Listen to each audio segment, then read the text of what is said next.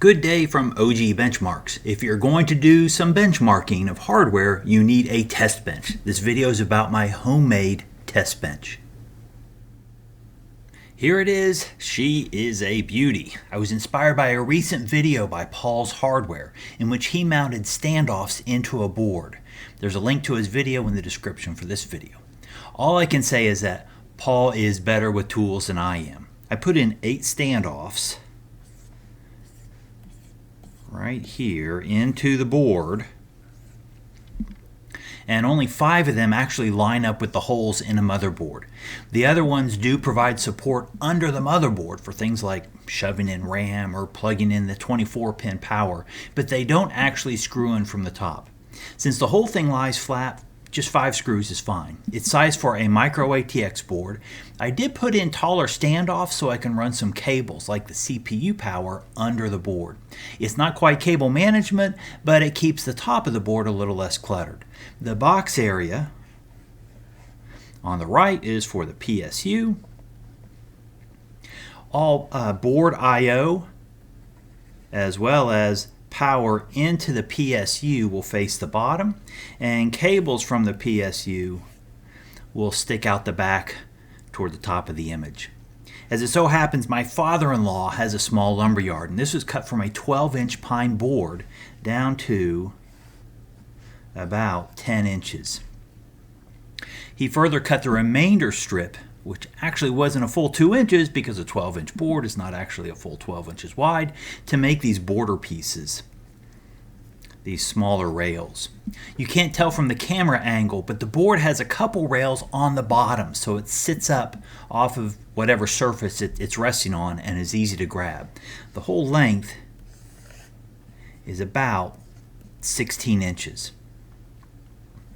Aside from my being unable to get standoff holes in the right place, the bench works fine, except I do plan to test out some larger GPUs, and I'm not sure how to keep them properly supported in the PCI slot. Smaller cards are light enough that I don't think it'll be an issue. The bigger ones, however, might need some additional bracing.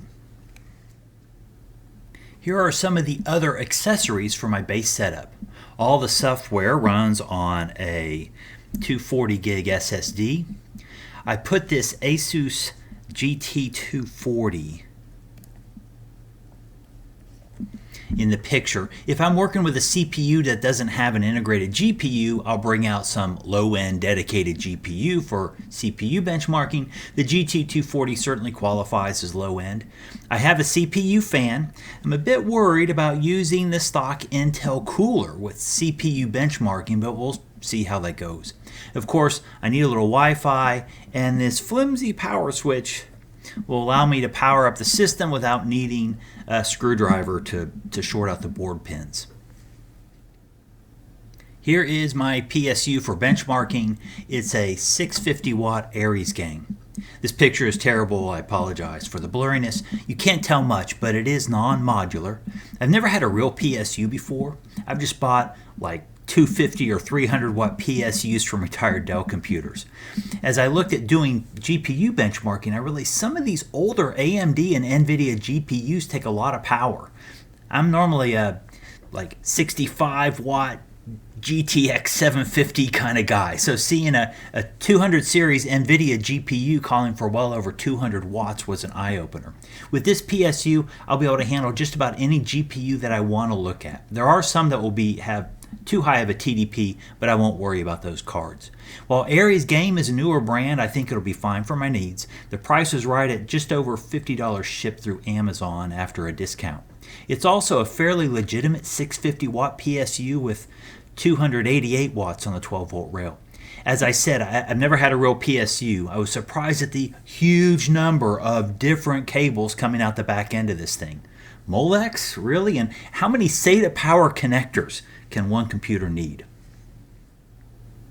That's the tour of the bench. Not a whole lot to see, but I'm very excited to start putting components through their paces.